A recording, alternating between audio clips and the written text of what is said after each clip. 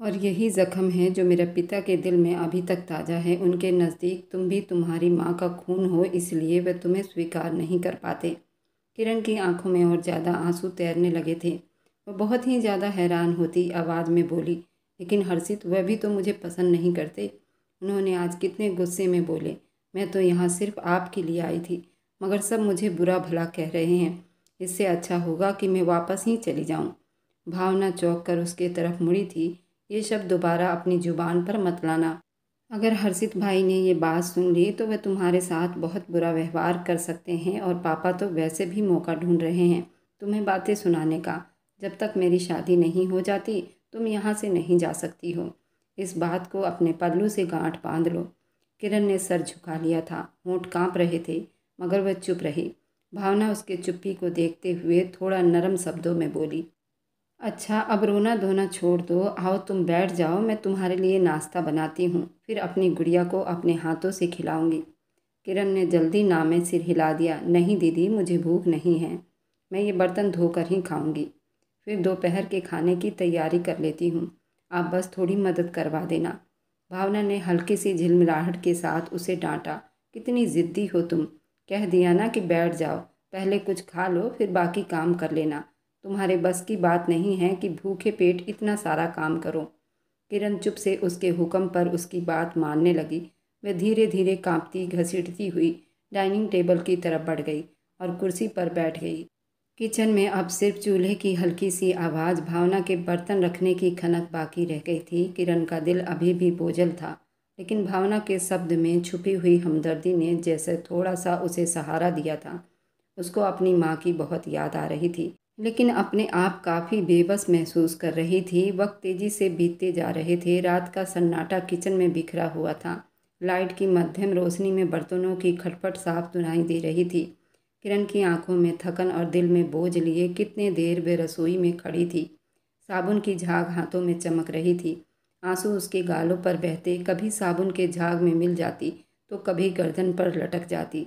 वह बर्तन धोते हुए जैसे अपनी उदासी को धोने की कोशिश कर रही थी। अचानक उसे अपनी पीठ पर किसी के आने का एहसास हुआ था। उसके दिल में धड़कन बड़ी तेज हुई थी। उसने घबराहट में पलटकर देखा तो हर्षित हाथ बांधे गहरी ठंडी निगाहों के साथ दरवाजे के पास खड़ा था। उसकी आंखों में अजीब सा असर था, जैसे शक और गुस्सा अब भूल गया हो। किरण के हाथों से बर्तन कांपते हुए दोबारा सिंक में गिर पड़े थे। वह बहुत ज़्यादा उलझ गई थी और हल्की सी कांपती आवाज़ में बोली, आप यहाँ? हर्षित धीरे से कदम बढ़ाते हुए बोला, इतनी रात गए तुम यहाँ क्या कर रही हो? वह हड़बड़ाती हुई बोली, किचन साफ कर रही थी। आंटी ने कहा था कि सब कुछ समेट कर ही सोना है।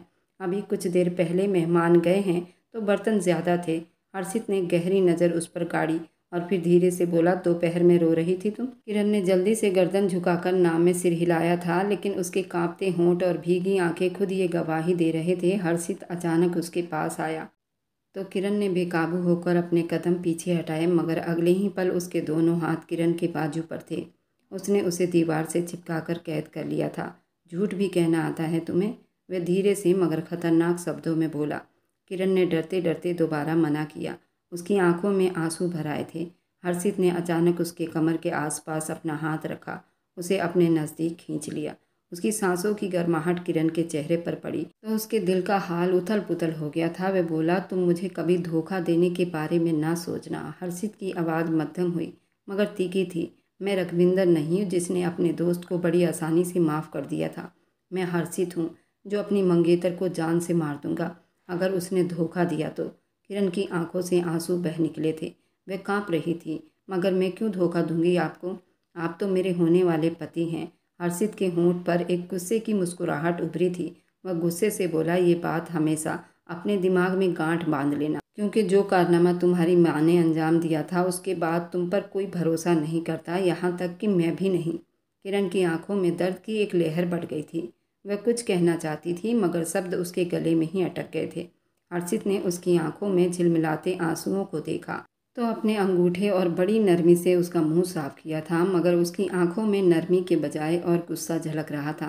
मेरी बहन भावना का ख्याल रखना, वह धीरे से बोला, और पापा को किसी भी तरह का शिकायत का मौका मत देना, तभी तुम्हारी ज़िंदगी आसान होगी। वरना याद रखना, तुम्हारी ज़िंदगी तुम पर इतना तंग कर दूंगा कि सांसें भी तुम मेरी मर्जी से लोगी। समझ आई? ये कहकर वह अचानक पीछे हटा, कमरे से बाहर निकल गया। उसके कदमों की चाप उसके दिमाग पर गूंज रही थी। पीछे किरण अपनी जगह खड़ी रह गई। आंखों से आंसू बहकर चेहरे पर बहते ही जा रहे थे। उसने हाथ के पिछले हिस्से से आंसू साफ किया, मगर दिल की घुटन और तड़प मिटा नहीं सकी। बर्तनों की खनक दोबारा सुनाई दी, लेकिन अब वह सिर्फ किचन ही नहीं, उसकी ज़िंदगी भी सफाई देते देते बीतने लगी थी। अब उसको यहाँ आए हुए पूरा 1 हफ्ता बीत चुका था। पूरे घर में खुशियों का लहर दौड़ रहा था। ढोलक की थाप, ठहाकों की गूंज, औरतों के गीतों ने हर कमरे को जैसे चमका दिया था। बड़े आंगन में कुर्सियां जमी हुई थी, किचन से खुशबू उठ रही थी, मेहमानों का शोर बिखरा हुआ था। ऐसे माहौल में किरण किचन से थक कर बड़े खामोशी के साथ बाहर निकली थी कि भावना तेजी से उसके पास आई। भावना ने अपनी सांसों को थोड़ा कंट्रोल किया, फिर बोली, मम्मी कह रही हैं कि सारे कमरे भर गए हैं। मेरे कमरे में भी बुआ और चाची की बेटियां हैं। उन्होंने कहा है कि तुम भाई के कमरे में ही सो जाओ, ठीक है? ये कहकर वह तेजी से पलटने ही वाली थी। किरण ने घबराकर उसकी कलाई थाम ली। किरण के चेहरे पर डर की लकीर खींची थी। वह कांपती हुई आवाज़ में बोली, नहीं दीदी, मुझे उनके कमरे में नहीं सोना, मैं आंगन में सो जाऊंगी। भावना ने जल्दी नाम में सिर हिला दिया। हल्की सी झिलमिलाहट से बोली, पागल हो गई हो क्या? आंगन में अब सारे लड़के सो रहे हैं, तुम कैसे वहाँ सो सकती हो? शादी का घर है, ये सब चलता ही रहता है। वो फिर हल्का सा मुस्कुराकर बोली, पता नहीं मम्मी ने इतनी जल्दी क्यों ढोलक रख ली है। सारे रिश्तेदारों को बुला लिया है, जबकि शादी में अभी पूरा 2 हफ्ता बाकी है। खैर तुम बस भाई के कमरे में सो जाओ, मुझे देर हो रही है, मेरा सब इंतज़ार कर रहे हैं। किरण की आंखों में घबराहट पड़ गई थी। वह धीरे आवाज़ में बोली, नहीं दीदी, मुझे उनके पास नहीं जाना। आपको क्या हो गया है? मैं उनके साथ कैसे सो सकती हूँ? भावना रुक गई और एक नज़र उस पर डालकर धीरे से बोली, क्यों नहीं सो सकती हो? वह तुम्हारे पति बनने वाले हैं, उनके साथ सोना तुम्हारे कर्तव्य है। और भाई तो कब के सो चुके होंगे, तुम बस चुपचाप जाकर लेट जाना, उन्हें पता भी नहीं चलेगा। किरण के होंठ कांपे, मगर दीदी, अगर वे गुस्सा कर गए तो? उसकी आवाज़ तो पहले ही उसके हलक में ही दब गई थी। भावना बात काटते हुए गंभीरता से बोली, देखो किरण, अभी ज़्यादा तमाशा मत बनाओ। पापा ने भी मुझे खास कर कहा है कि तुम्हें समझाऊं। तुम बाहर बिल्कुल नहीं सोओगी, घर में बहुत मेहमान हैं, लड़के भी हैं, मम्मी ने भी यही कहा है। तुम्हें अगर अपना और मेरा सुकून चाहिए तो बस भाई के कमरे में ही जाकर सोना होगा। और वैसे भी सुबह पूजा आराधना के समय तुम बाहर आ जाना, किसी को पता भी नहीं चलेगा। किरण के कदम जैसे ज़मीन में धंस गए थे। दिल बड़ी बेचैन था, सांस उखड़ रही थी। कमरे के दरवाजे पर झांकती रोशनी, हंसी की आवाज़ें उसके दिल पर और ज़्यादा बोझ डाल रही थी। वह धीरे से बोली, दीदी, मैं सच में बहुत डर रही हूँ। भावना ने उसके गाल पर हाथ रखकर उसे तसल्ली दी। डरने की कोई ज़रूरत नहीं है, भाई कुछ नहीं कहेंगे, वे सो गए होंगे, तुम जाकर आराम से लेट जाना, अभी वक्त है, सब कुछ ठीक हो जाएगा। ये कहकर वह जल्दी से वापस आंगन की तरफ बढ़ गई, जहाँ ढोलक पर गीत गाए जा रहे थे। किरण एक पल के लिए वहीं खड़ी रही। दिल में अजीब से डर पैदा हुआ। दरवाजे के शोर, मेहमानों के ठहाके, औरतों की आवाज़ के बीच उसका डर और ज़्यादा गहरा हो गया था। मैं जानती थी अगर नहीं गई तो सबके सवालों का सामना करना पड़ेगा, अगर गई तो अपने ही डर से मर न जाऊं।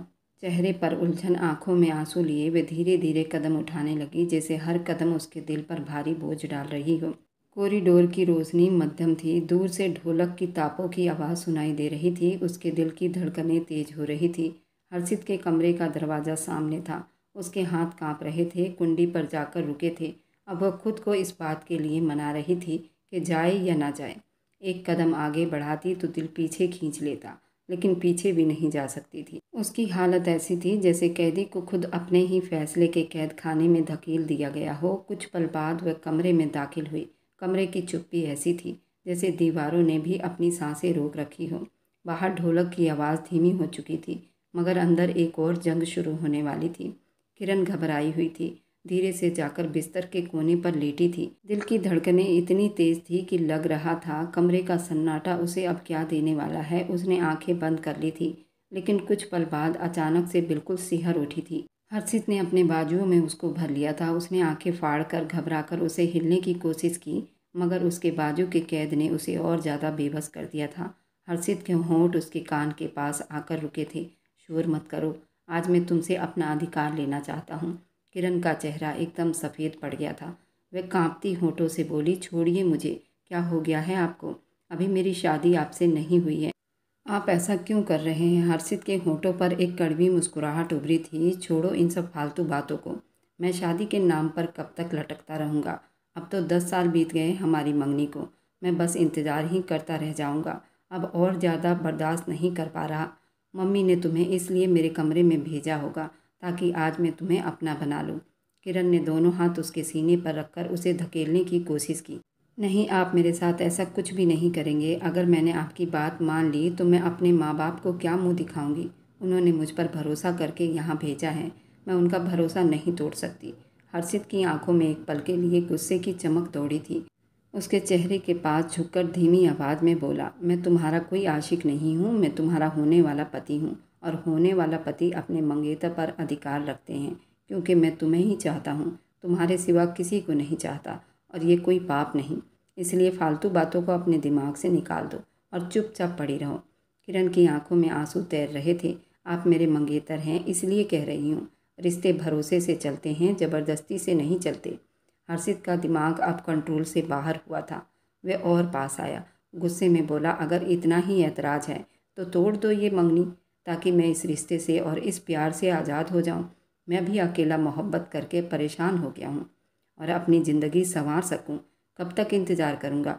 अब मैं पूरा 30 साल का हो गया हूँ और मेरी माँ कहती है अभी 1 साल और। ये कहाँ का इंसाफ है? किरण कांपते हुए बोली, मंगनी तोड़ना इतना आसान है?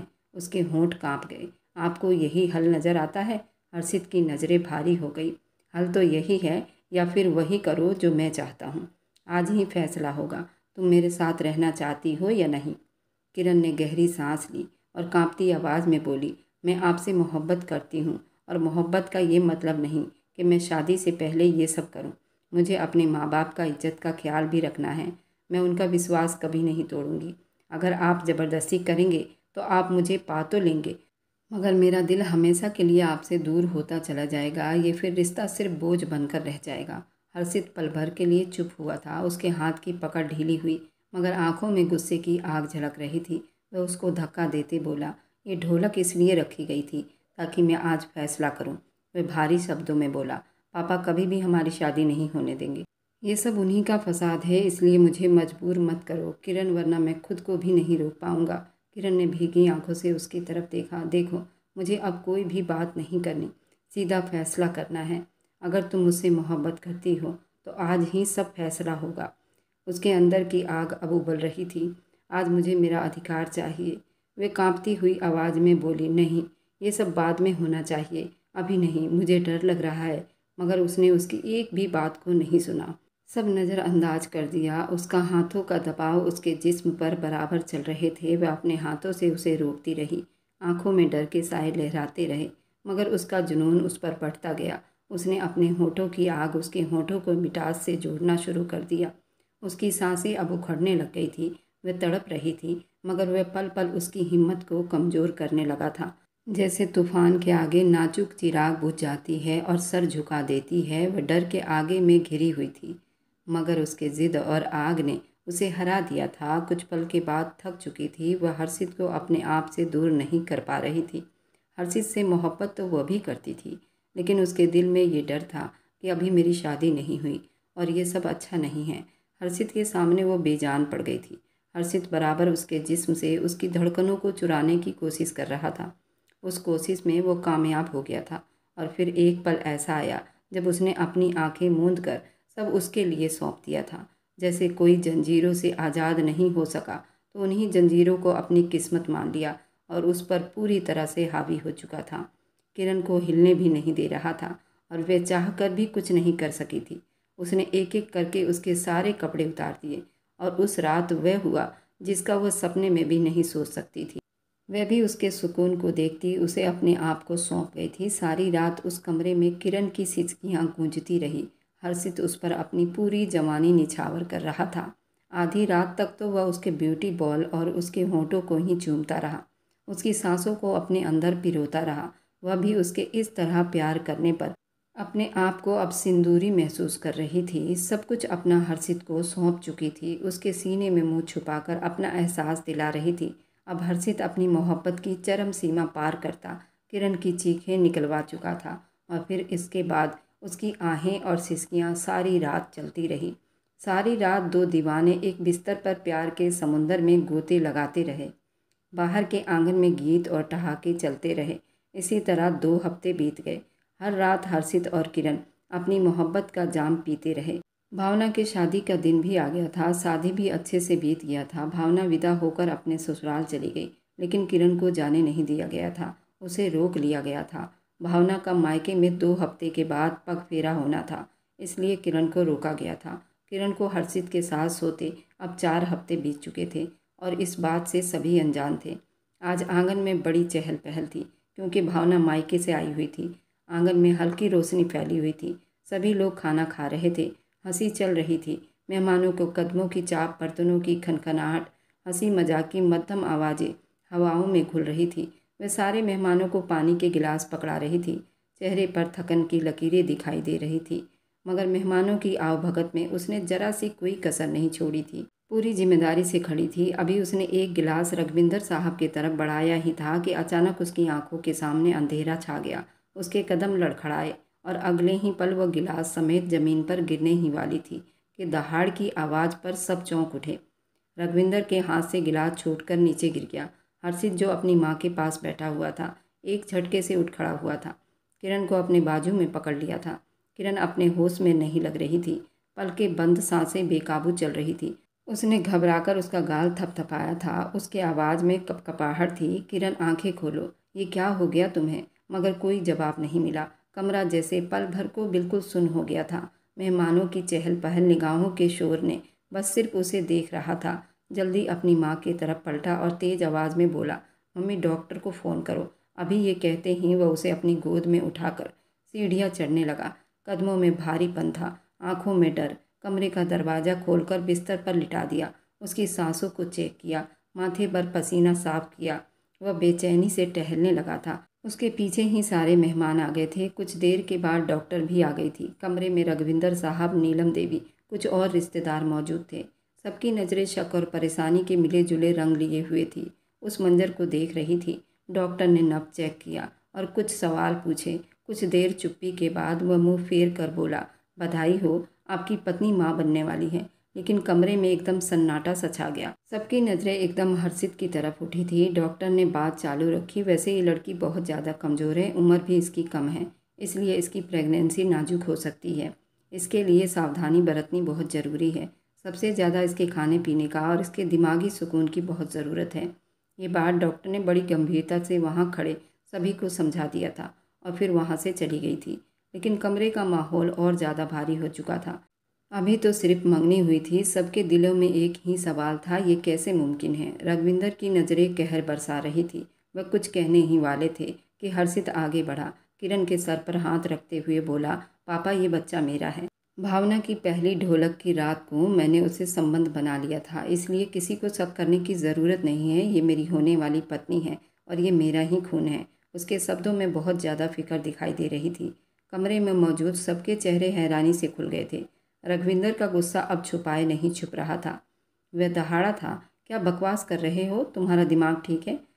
शादी की रस्में, परिवार की इज्जत, ये सब क्या मजाक है तुम्हारे लिए? हर्षित ने उनके तरफ देखा मगर नरम शब्दों में कहा, पापा प्लीज़ थोड़ा धीरे बोलें, सारे मेहमान सुन रहे हैं और किरण भी सो रही है। ये बहुत कमज़ोर है। आपका ऐसे गुस्सा करना इसके दिमाग पर असर डाल सकता है। कल सुबह बैठकर सभी बात कर लेंगे, लेकिन अभी के लिए आप सब आराम करो। मैं अपनी किरण के पास रहना चाहता हूँ। अपने शब्द में नरमी रखकर कह रहा था, लेकिन शब्दों के पीछे एक फैसला ले चुका था। रविंदर गुस्से से उस कमरे से निकल आया था। नीलम देवी ने अपने होंठ पर एक हल्की सी मुस्कुराहट दबाई, जैसे कोई बरसों की इच्छा पूरी हो गई हो। हर्षित ने पलटकर किरण की तरफ देखा, उसके माथे पर हाथ रखा, धीरे से बोला, अब तुम अकेली नहीं हो, मैं हूँ और हमारे बीच आने वाला ये नन्ही सी जान भी है। कमरे में बिल्कुल सन्नाटा सा छाया हुआ था, मगर वह सन्नाटा एक नई कहानी सुना रही थी। पूरी रात उसके पास बैठा रहा। अगली सुबह का सूरज निकल चुका था। कमरे की हवा भारी हो रही थी, जैसे हवा भी सांस रोक कर चल रही हो। किरण बिस्तर के किनारे पर बैठी थी, उंगलियां बार बार दुपट्टे के पल्लू में छुपा रही थी। उसके दिल में डर और उलझन के तूफान उठ रहे थे। सुबह दरवाजे के पास कदम नहीं रख सकी थी। उसे लग रहा था जैसे सबकी निगाहें उस पर उठ रही है, सब उसे कुचल डालेंगे। ये खबर कि वो प्रेग्नेंट हो चुकी है, वह भी बिना शादी किए, उसे अंदर से तोड़ रही थी। आंखों के सामने अंधेरा छाया हुआ था। कभी सोचती मैं भाग जाऊं, कभी सोचती सब कुछ खत्म कर दूं। कुछ पल ही बीते थे। कमरे का दरवाज़ा धीरे से खुला। हर्षित बड़े तसल्ली भरे कदमों के साथ अंदर आया। उसके चेहरे पर वही गहरी गंभीरता दिखाई दे रही थी जो किरण को और घबराहट दे रही थी। वह झट से खड़ी हो गई, जैसे कोई जुर्म करते हुए पकड़ी गई हो। दिल की धड़कन उसके गले में ही अटकने लगी थी। बाहर तुम्हारे माता पिता आए हैं, हर्षित ठहरे हुए शब्दों में बोला। अब बैठकर वे लोग शादी की बातें करेंगे, लेकिन तुम्हें भी अपना फैसला मेरे हक में देना होगा। किरण ने आंखें फैलाए, हैरानी से और डर के साथ बोली, कैसा फैसला? उसकी आवाज़ कांप रही थी। मैंने आपको कहा था ना ये सब मत करो। अब देख लिया ना आपने जुनून का नतीजा। मेरी ज़िंदगी बर्बाद हो जाएगी। हर्षित वह एकदम उसके पास आया। आंखों में अजीब सा डर और साथ में नरमी का मिला जुला रंग रूप था। यही नतीजा तो मैं चाहता था, मजबूत शब्दों में बोला, और यही मेरी माँ चाहती थी। इसलिए मैं तुम्हारे पास जानबूझकर आया था। किरण के कदम जैसे ज़मीन में ही जम गए थे। उसके हाथ कांप रहे थे। क्या मतलब? आपने जानबूझकर? हर्षित ने अचानक उसके दोनों हाथ थाम लिए, उसे अपनी पकड़ के कैद में कर लिया। किरण के दिल की धड़कनें और तेज हो गई। उसने अपना चेहरा उसके पास लाकर धीरे से कहा, मतलब ये कि मैं तुमसे मोहब्बत करता हूँ। किरण, मंगनी के बीते 10 साल हो चुके हैं। उन 10 सालों में मैं बहुत परेशान हूँ। तुम्हें हर पल याद करता हूँ। तुम मेरी मंगेतर हो, मेरी पत्नी बनने वाली हो। लेकिन मैंने कभी ये शब्द नहीं कहे, क्योंकि मैं चाहता था कि ये सब मैं अपने शादी के बाद करूँगा। किरण की आंखों में हैरानी के आंसू झिलमिलाने लगे। तो फिर ये सब अचानक क्यों? हर्षित ने गहरी सांस ली। उसके चेहरे पर साया सा उतर आया था। क्योंकि मेरे पापा का इरादा कुछ और ही था। तुम्हें पता है, तुम्हारी माँ की वजह से मेरे पापा की गांव में कितनी बदनामी हुई थी। जिस घर से मेरे पापा की लड़ाई हुई थी, तुम्हारे पापा ने उसी घर की लड़की से लव मैरिज कर ली थी। मेरे पापा ने तुम्हारे पापा की शादी अपने कज़न से तय की हुई थी, लेकिन तुम्हारे पापा ने पहले ही लव मैरिज कर ली। और फिर मेरे पापा की बहुत बदनामी हुई थी। फिर उसके बाद तुम्हारे पापा ने उस लड़की से शादी कर ली थी। इसकी वजह से सब कुछ बर्बाद हो गया था। मेरे पापा दिल से उनसे बहुत नफरत करने लग गए थे, क्योंकि सारे परिवार वाले उनसे नफरत करने लगे थे। किरण की सांस अटक गई थी। मेरे दादा ने दोनों दोस्तों को आपस में मिलाने के लिए मेरी मंगनी तुम्हारे साथ करवा दी थी, लेकिन मेरे पापा ने ये मंगनी सिर्फ बदले की आग में की थी। वह भी यही चाहते थे, तुम्हारे पापा की तरह मेरी शादी कहीं और कर दें, ताकि उनके दोस्त का दिल भी इसी तरह टूटे जैसा उनका दिल टूटा था। लेकिन मेरी माँ ये नहीं चाहती थी। मैं कभी भी किसी कीमत पर भी ये ना होने देता, क्योंकि मैं तुम्हें सच में मोहब्बत करने लग गया था।